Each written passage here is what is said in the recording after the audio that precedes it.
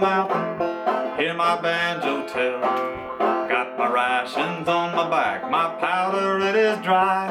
I'm going across the mountain, darling, don't you cry.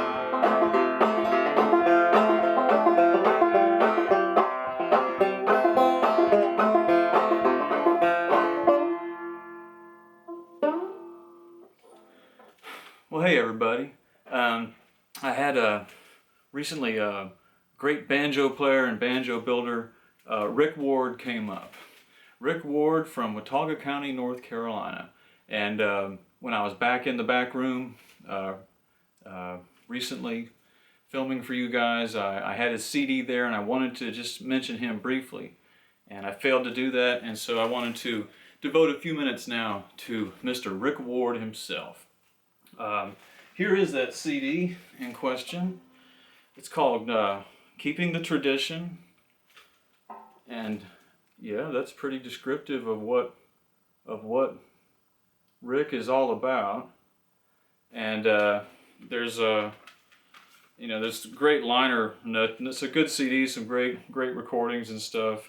Not only does Rick play a unique, interesting, important banjo style, but he sings along with it, and he sings unaccompanied as well. He's storytelling and all that, and he has many credits to his name.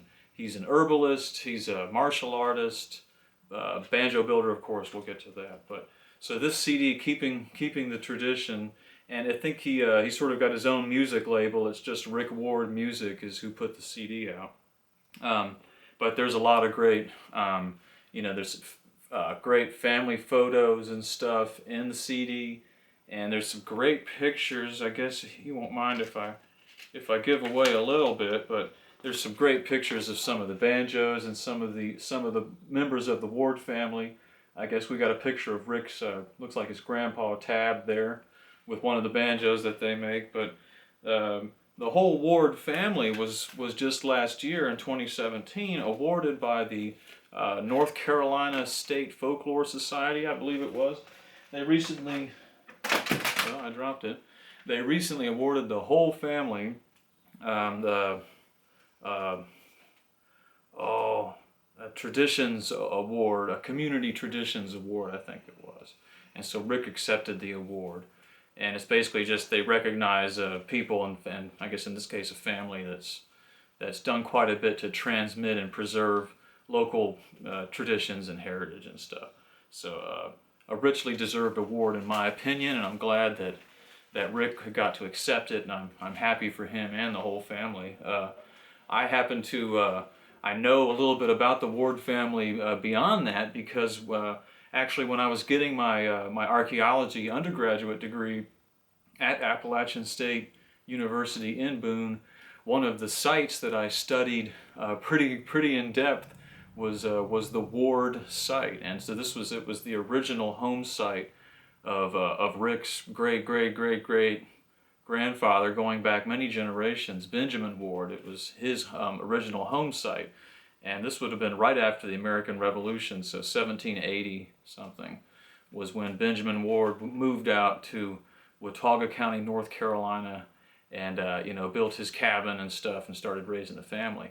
As some of the first white people in the county, certainly the first documented people. And interestingly, I was reading today in an article about Rick that one of the other first white people in Watauga County was a guy named Samuel Hicks, also a Revolutionary War veteran, who came into the backwoods there with Benjamin Ward. But anyhow, so since the 1700s, the Wards have been living in and around Watauga County, and for a good long while they've been picking banjos and making banjos. Rick's grandfather, Tab Ward, was a pretty famous builder and performer in the area. I haven't been able to find any recordings of his on the internet that I could share with you guys, but there's probably something's got to be out there. And if anybody does find anything, we should bring it here, bring it to the attention of this group.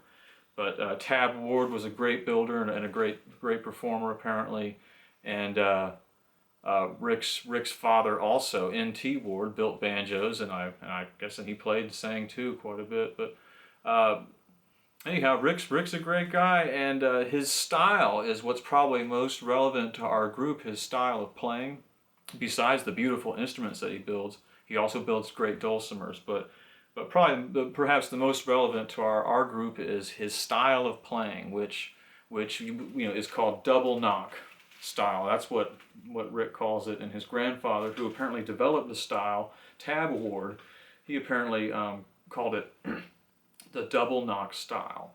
And I have seen Rick play a few times, but I've never spoken to him in depth about the way he plays, or tried to really pick it apart or anything like that. But the double knock style, he's basically, think of a typical overhand stroke style, sort of how he maybe looks like he's holding his hand, and he is kind of playing I think he's playing a straight overhand clawhammer style, but he's up picking just as much as he's down stroking with the back of that nail. I could probably demonstrate a little bit of it, but the song that I opened with for you guys, Going Across the Mountain, it was just kind of, I wanted to do a tribute to, that's a Watauga County song, and I up-picked it a little bit, but what Rick is doing is, we can't really, we're not going to describe it as straight up-picking or straight overhand. Think of it as a combination of the both. It's one of the many myriad of local styles, in some cases like family styles, that existed, and there used to be thousands of them all over the mountains, the hills, probably all over the South at one time or another. There were many styles, and so the way that Rick and his grandfather, and I presume his father, played is just one of the example of many of those. The way that George Gibson plays, and his father and some of those guys, that's another example of an area where there were different styles on every creek, so to speak. Same way in Watauga County, I guess, back in the day. So Rick is a vastly important person for us to know and to at least discuss briefly, because of his preserving this really unique, archaic, interesting style of playing the banjo, and also the really great vernacular folk art instruments that he builds, which are great sounding and durable, and passed down from at least his grandfather. Yeah, Rick Ward. We have honored him, and he's a great dude. Check out his CD, Keeping the Tradition. And if you get a chance to ever see Rick, I think he still plays locally around Watauga County. If you ever get a chance to see him in that area, I recommend you go do it. He's worth a look. All right, thanks for watching, and thanks for your contributions and being patrons. See you later.